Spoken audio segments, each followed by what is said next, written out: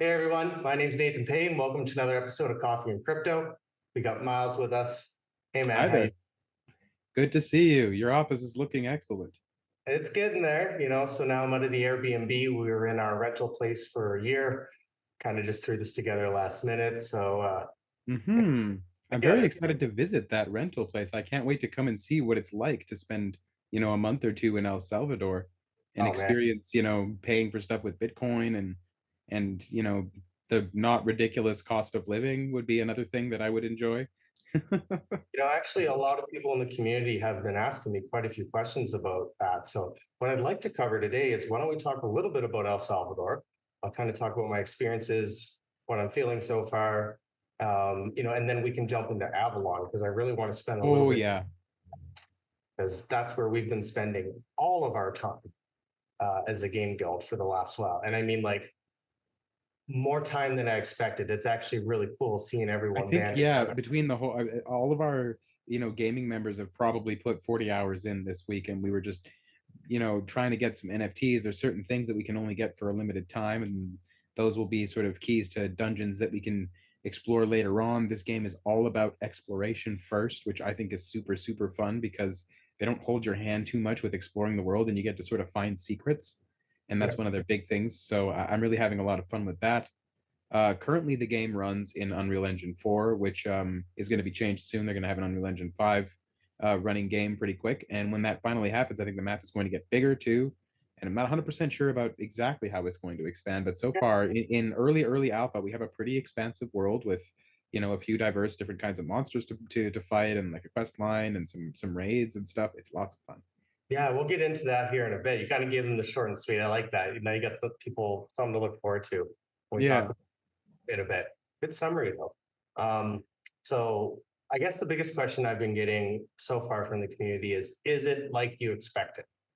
Right? Because you can do all this research, you can prepare, like we moved here never having visited here before. that's right. Yeah.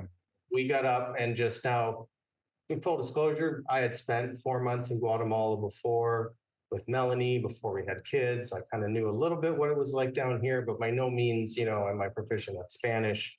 Right. And the internet gives you a mixed bag. You kind of hear both sides of the coin, so to speak, when you start doing research. But what really made a big difference to me was talking to a lot of families that live down here and actually Yeah. asking them their firsthand experience. Like, how is it for your kids? What's the schooling like? Is it really safe? What's the cost like? And when you talk to like, five, six, seven, eight, 10 different families, and they start telling you all the same thing, and they don't have any connections to each other, that's when you can start to, just like scientific method. You're like, okay, there's collaboration here, and yeah, it really is what we expected, but I would even say more so. So the safety, massive. I mean, I feel safer here than I did in Canada. That And is saying something too. it is, and it's kind of weird to say that, but like I do think about like being downtown Calgary at night, or even just running into maybe sketchy situations or potential Well, confrontation. I can tell you, having lived in downtown in Calgary over the last 3 or 4 years, it has become a rather inhospitable place.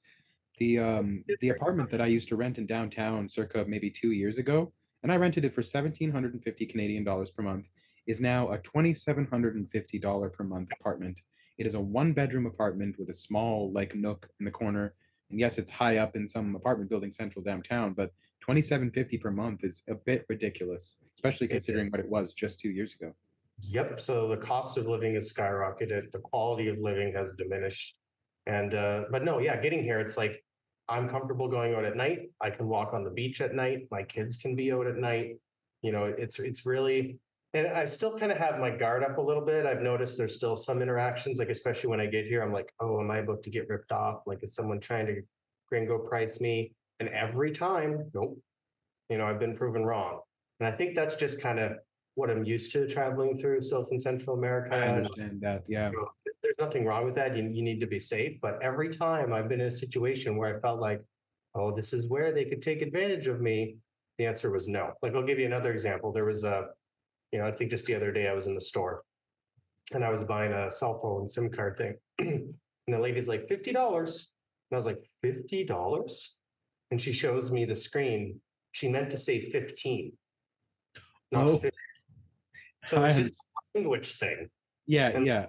showed me the screen to be like, no, yeah, 15, 50. She's like, 50. And I'm like, no, 15. She's, oh, but I had that moment But of she like, was trying. That just shows that she was trying. She knew, and she was like, "Well, let me try and say it in English." that's right, right. So like, but at that moment, I thought, oh, am I getting scammed here? And it's like, no. So I mean, I'm not going to say that's not prevalent at all. Obviously, I need to have a lot more experiences, and I'm sure no matter where you go in the world, there's always going to be someone who might be willing to take advantage of you, Well, depending on. example, when I went for a business trip to Miami, we did the Web3 Gamer Awards in Miami in January. And when I went there and I got off the plane, I noticed that there were a lot of people there with cars trying to give me a ride as though they were taxis, but they weren't. You know what I mean? And they were charging ridiculous prices to get you where you needed to go from the airport. This guy was like, no, no, no, don't order an Uber, don't order a taxi, come into my car and my price will be better. He ended up charging me like $70 US, and I had to pay it. I got into his car. So I paid him, but I was like, you know what? This is just a symptom of being in the States, I So guess. yeah, so that doesn't seem to be the case here so far. I mean, like I said, I've only been here a month. I really can't speak too much about it. I have been around a lot though. We went to two Well, hours of a week. course, you've been in trying to adventure. This is your new home, right? That's right. We were in Los Cabanos, which is 2 hours west of San Salvador. Now we're in like Atami, La Libertad, Bitcoin Beach area. That's where we're staying at Yeah, right. that's right. That sounds so great. Yeah, so like that whole kind of beach area. La Libertad is almost like Halifax, where Calgary, where it kind of has a whole bunch of sub areas in it. Okay, and here's one. Tell me about like grocery stores, retail stores. What kind of things can you buy there? Yeah, pretty much anything that was in Canada, but you have to look a little harder. So, for example, there's a dollar store, and it has everything that dollar stores in Calgary or in Canada have. Like I can get kitchenware, I can get kitty litter, there's a toy aisle, like literally the same. Now, the couple things that I have noticed I had to hunt a little bit for, I had peanut butter. I had to go to a couple stores to find some peanut butter, but I did. Okay. Uh, Maple syrup, obviously. I mean, you're Yeah, just that's not an easy thing to get around that place. Yeah, they don't really right. produce it. It could take me a little, but I found it after 2 to 3 stores. Other than that, I haven't not been able to find anything I needed. Now, going into the town or going into city is like the more of a mission, right? But I think we just figured out that Walmart's willing to deliver to us. Oh, So can get delivery on office supplies and groceries and stuff like that. that'll So I be mean, handy for working from home, that's for sure. yeah, but then let me talk a little bit about the cost because that's probably the thing that surprised me the most. Yeah, that's another big question on my mind too. People told me, yeah, no, it's real cheap, it's good. And it is, but you can also spend more if you want. So I'll give you an example. There's a restaurant by the beach, you're paying $30 for a steak dinner, which is actually cheap, compared to what you would pay elsewhere. But I mean, if you and 3 people go, you're spending $100 US. That can still be done here, Right, $120. of course. But I can also go to the pupusa place and for $3 be completely full myself for supper. Maybe spend $10 for 4 people. So That's great. you can spend more if you're looking And for to. reference, here, $10 USD might get you one pizza from a really cheap pizza joint, and you'll have like heartburn the next day. Pizza's like $3.90. I think $3.90 at like the 7-Eleven equivalent here. You get a whole, Okay, that's pretty great. right? So I mean, you can spend more if you're looking for the finer things, but on average, everything is I feel like 1/4 the cost of Canada. And I mean, like for That's example, you can amazing. buy like 12 eggs, refried beans, block of cheese. I think it was 3.75. Like Here, if I wanted to buy a flat of eggs, 18 eggs or 12 eggs, it's more than $5 guaranteed, which in the USD would be about 375 just for the flat of eggs. so. No, the cost has definitely been a pleasant thing. But one thing that I really like is the Bitcoin ATMs. So yeah, Yeah. we get here, we got to call the bank. We're like, hey, we're traveling, we're gonna be here. Like, don't frag us for fraud. Hey, we've got to up our daily limit. Hey, we've got to change our week. Like we were constantly calling the bank, and they still flagged us for fraud. Oh, you tried 3 different ATMs, so we blocked you. And we're like, well, we were here, but you're not letting us take from this ATM for who knows why. So there was lots of like on the phone for 2 hours trying to get money when we're trying to travel, and it just adds to like I wouldn't say it's stressful, but it's just a big inconvenience when you're trying to do It's a things. big inconvenience from money that is yours. It's like, why are That's you right. making this inconvenient? So with the Bitcoin ATMs, there's two that I've noticed. There's the Chivo ones, and they do limit you to, I think it's $1,000 per 24 hours, but it's like a rolling cycle. So I noticed after like 20 minutes, I was able to take another $40 out. So I was like, oh, maybe it's kind of here's $1,000 per 24 hours, and then it slowly kind of replenishes Oh, that. okay. Over time. Yeah. Okay. But then there's another ATM where it was like no limit. Like, how much do you want? 10 grand? Boom. Like, here you go. Well, I Like mean, that's pretty great, but also considering the cost of living there, $1,000 a day is plenty for me. we'd never need $1,000 a month. Yeah. Is what, Yeah, yeah, no. exactly. Absolutely. You could live quite comfortably with that. Now, like let's say you're doing a hostel, $10 a night, maybe 15 if you're staying somewhere a little better. You can get breakfast and food, you could eat for $10. So like it still could add up, you could still be spending $10, $20 a day, but how frugal do you want to be? I Do you mean, want my budget here in Canada for food and all the other things that I spend is upwards of $40 a day most of the time. That's right. That's right. So no, the safety is really surprising. And one thing that I didn't expect, and then maybe we should start talking about Avalon here soon. When I see the police, I'm very happy to see them here. I never had that feeling in Canada. In Canada, whenever I seen the police, it was like, don't make eye contact. Make sure you haven't done anything wrong is the first thought that goes through most people's heads. As a lot of them have authority complexes and almost want to try to create issues just to get you in trouble. So it's better just Yeah. to Yeah. together. It's like people look up to them and are like happy to see them around because they know they're keeping them safe. Now, mind you, I have been told by some of the locals there's a little bit mixed feelings on that. They feel like the police have a little bit too much power now because of the shift here from the gangs. And that's But understandable. And if that, became a problem, it would probably get addressed, especially by people like you who have moved to this country, like, hey man, like you guys need to let's do some well, government work actually, here and make Kelly sure. just posted a tweet, I think it was 2 weeks ago, where a cop got caught taking a bribe and he was made a public example and basically Wow. said, not allowed here. This is what's going to happen to anyone who does this. Like, you can't take bribes. We cannot abuse. And So it was interesting to see that. that's something So, else for sure. yeah, I'm blown away. I mean, all of us are happy to be here. We feel like this is the best decision ever. None of us are homesick. We're still exploring. People are very helpful. I mean, my car broke down, and in 5 minutes, people came out of their house, called their mechanic buddy, came over, fixed it. They wouldn't even let them give me money, or they Yeah, that's wouldn't. pretty great. I mean, and that's the way that I would be too. I mean, It everybody's reminded so me of good Canada here. like 20 years ago when people used to Yeah. keep their doors unlocked and everyone Yeah. together, and the neighbors' kids would play together out in the court. And And nowadays, like I hear stories about people going to the wrong house, knocking on the door, and getting shot with a shotgun. It's like, are you kidding me? When did yeah, that happen? it's a lot different. So no, I'm absolutely loving it here. The tax benefits being no taxes are obviously huge. As long as you're collecting foreign sourced income, you don't want to be making revenue from El Salvador. So as long as So from and in El Salvador gets taxed in a different way. I understand. I So service in El Salvador, I'm servicing El Salvadorians, there's tax on that.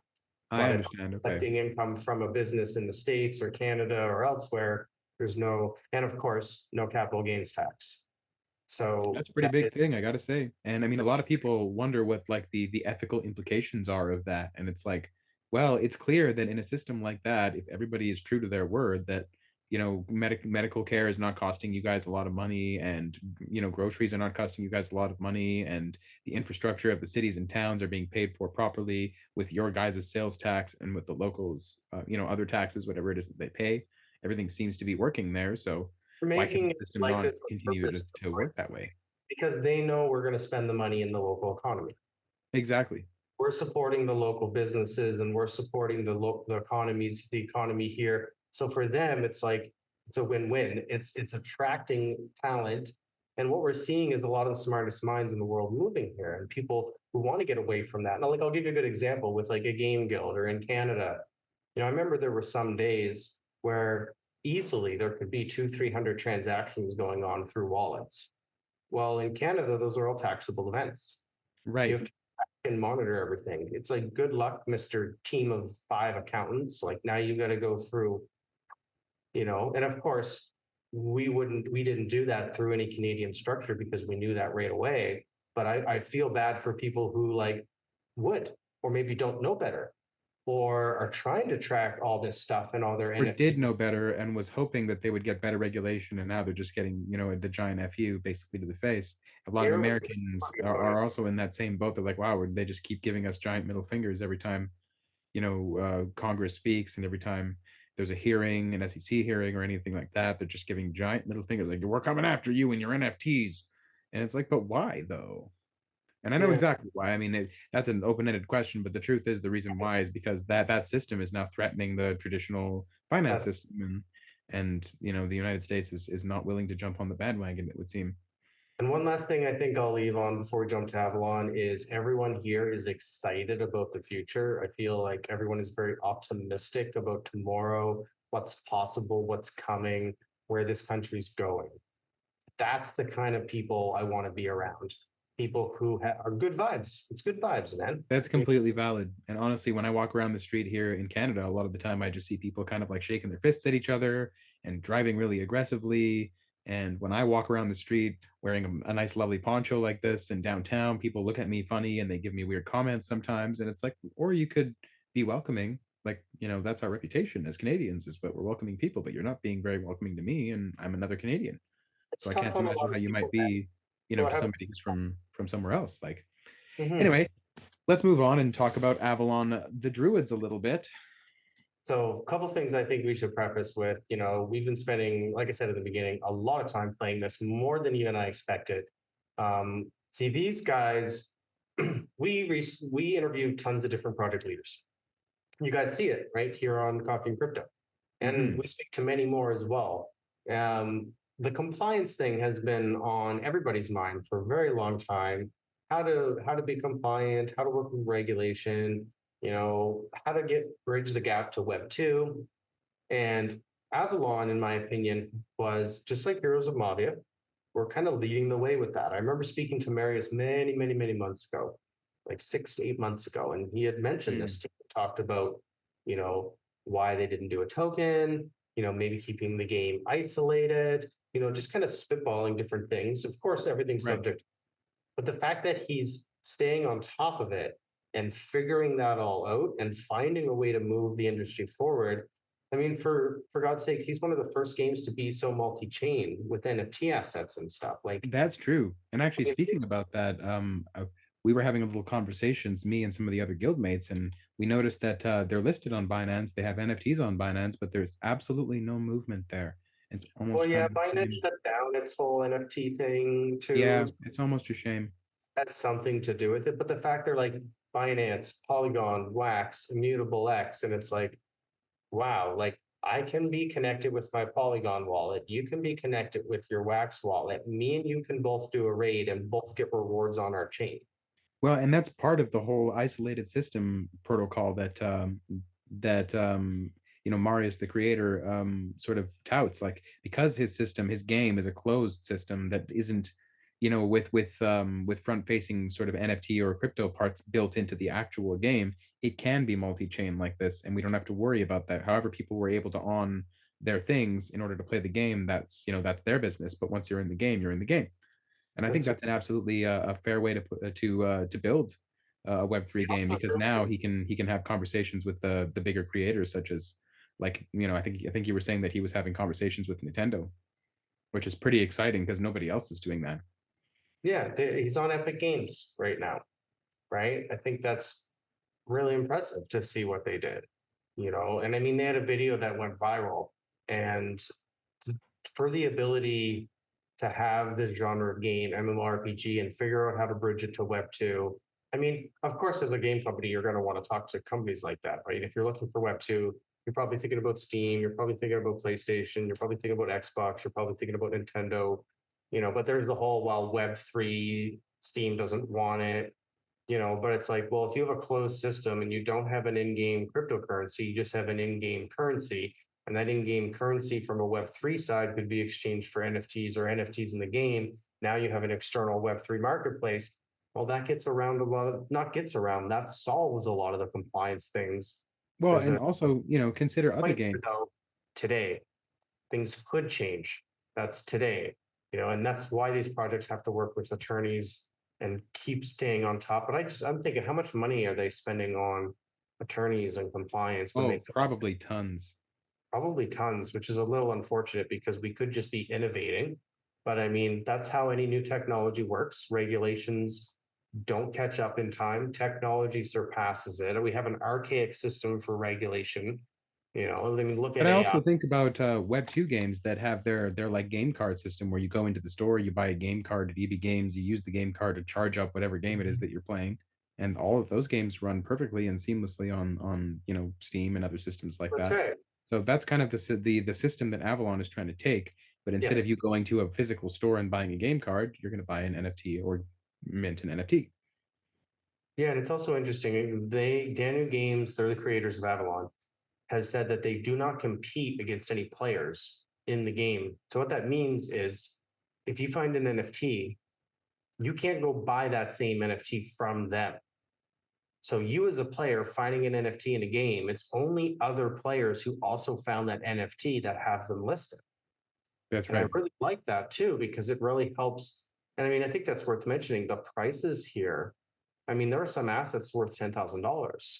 There's NFTs worth like, the Titans helmet, which we're farming right now, is anywhere from 150 to $200. I've seen a few cheap ones, very rarely, one for 80. I've heard whispers about, Well, but I, and we're in a pretty weird market right now too. But yeah, the other thing that we'll think about is like imagine, playing World of Warcraft in like the town of Orgrimmar, and you could go, well, what if you wanted to own the only forge in Orgrimmar, and you get all of that World of Warcraft gold? Like, how much World of Warcraft gold would that be?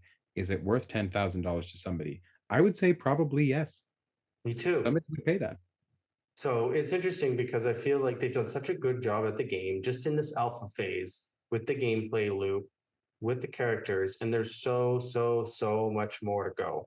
That I really do Hmm. feel like I would put Avalon up there in that like top few basket where I consider Mavia at.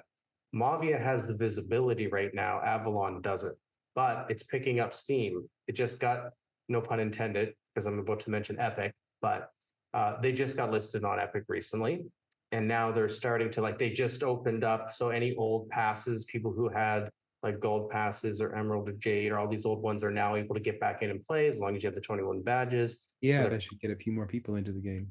the old player base.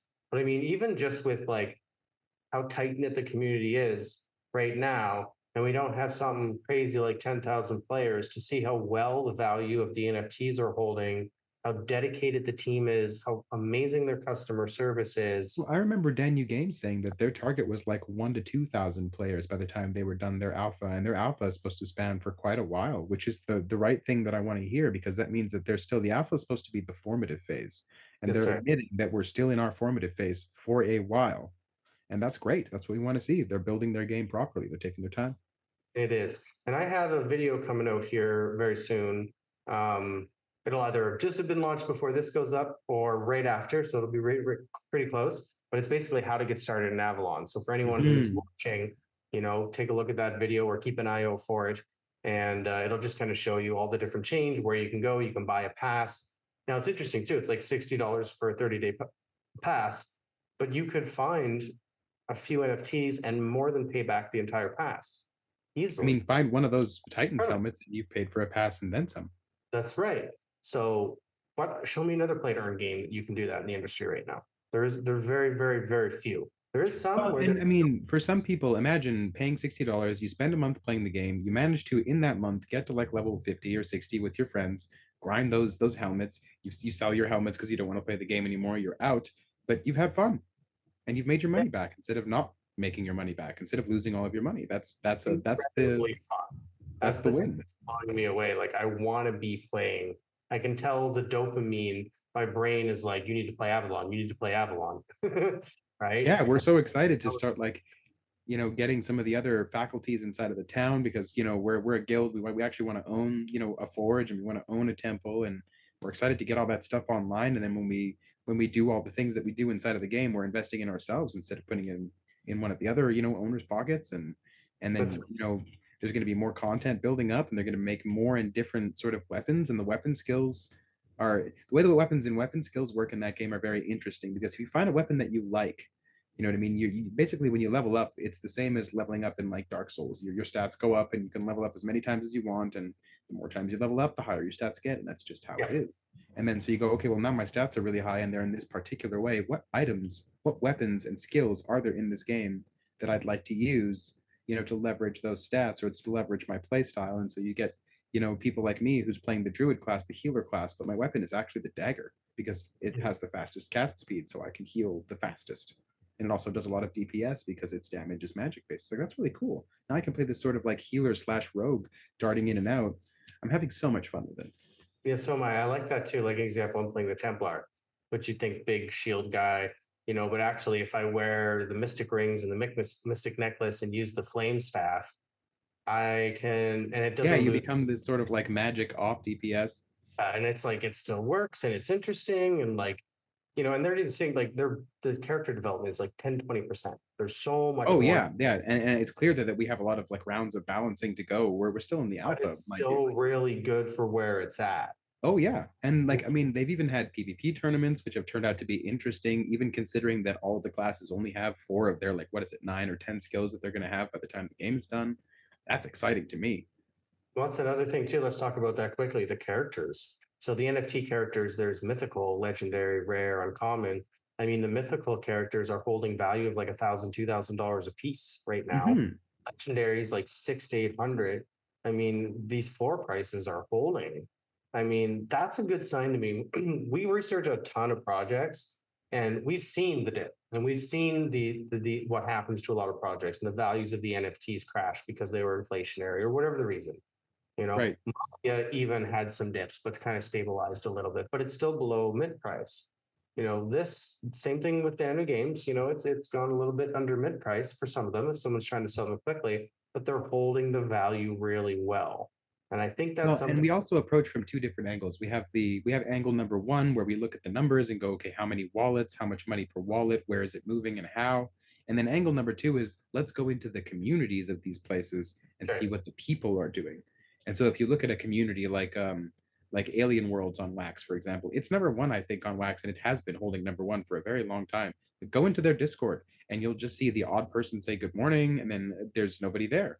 You know what I mean? You go into the game, there's just like 25,000 bots playing that game and a few people who are the controllers of those bots. you Then just go call into it. Avalon. You see maybe 50 people at the absolute maximum, online at once in Avalon, but those are all people who are there to play the game, to Right. raid, to get, to explore, to actually get good at, what I mean? They're really interested in this MMORPG, and that makes for a fun experience. It really does. So I'm blown away by it. Like I said, I put it in kind of a top, maybe even three category at this point. It's not for just earning potential and capabilities in this bear market, but fun and the vision. MMORPGs have a huge timeline for development. And I feel like getting involved now, I'm very happy that we're early and I feel Well, late. anybody who was lucky enough to get into the closed alpha of like World of Warcraft and remembers how like blocky and weird it was and how little there was in it, and who plays World of Warcraft retail today can see the difference between A and B and the life of an MMORPG. And this game is one of the games that I would say is actually following that timeline pretty well. Well, something else worth mentioning is all the hidden history or untold lore. I don't want to say untold, but the stuff about the Yeah. Knights Templar that's not in your local library, you know, and they're really And the other making. thing is, as a person who like watched a lot of Arthurian movies as a kid and knows a little bit about the story of the Druids and about Morgane Le Fay and all that, Mhm. those characters are present in that game, Yeah. and that's really exciting to me because again, I know a little bit about that lore and where it's supposed to be is where it is inside that game. So if you think about the way the Druids would observe the changing of the seasons and the way the Templars have their strongholds about the English countryside, all of those things are present in that game, and it's really cool. It's really Well, cool. It's even accurate. kind of something to expand on that, like Freddie Silva, for anyone's familiar with him, he does a lot of ancient civilization research That's and right. That's right. on Gaia TV. And like he's discovered a lot of things about the Knights Templar that either won't aren't isn't accepted in kind of mainstream archaeology or the history. And this is the kind of stuff that they want to put in the game. And it's like, what better place than blockchain decentralization at the theme to get some of this real good information out to people? And that gets me super pumped. I mean, I've been following Freddie Silva for many, many years, and to hear that he's helping consult or work with them, or they're taking inspiration from his stuff, is just like, oh my God, like that was kind of the cherry on top for me. Well, and So yeah, playing Avalon, again, it doesn't hold your hand. So you get to just see yeah, these things visually, discover them visually, and go, oh, these things are all in place. Like if you go look around and look at where things are supposed to be, they are there. And it's like, that's kind of neat. You know what I that's mean? Like where Morgaine stands and she's got the two druids standing beside her, one to the left, one to the right, with the statue behind her and everything like that. That's all in place and it's really neat. it's And awesome. you know, the cairn stones that you use to teleport from place to place, that's all in place and it's really cool. Mm. I just realized we just flew through that. That was very easy to talk about Avalon and El Salvador. Maybe it should have been two separate episodes. Well, maybe. I don't know. But no, thanks so much for joining me today, man. It was a real Thank you for pleasure. having me. I'm super stoked to be here. I'm super stoked to be playing Avalon right now. And I'm glad we're able to share that with everybody. And of course, we've got some other really cool interviews coming up for you guys in the next couple of weeks. And then, Miles will have you back on talking about lots of other stuff. And maybe we Oh, can get once it something gets a wee bit colder, you can bet that I'll come visit and we'll have a talk in person. Oh, please do. I want to do an AMA or Coffee and Crypto on our research reports and get people kind of up to speed on what's been going on with that too. I think That that is would. a great idea. Mhm. So thanks so much for joining us, everyone, today. As always, be sure to subscribe to the channel if you haven't already. It really helps us out, makes a big difference. Smash that like button so we can get this content spread out there too. And until next time, Be lucky. cheers. Goodbye.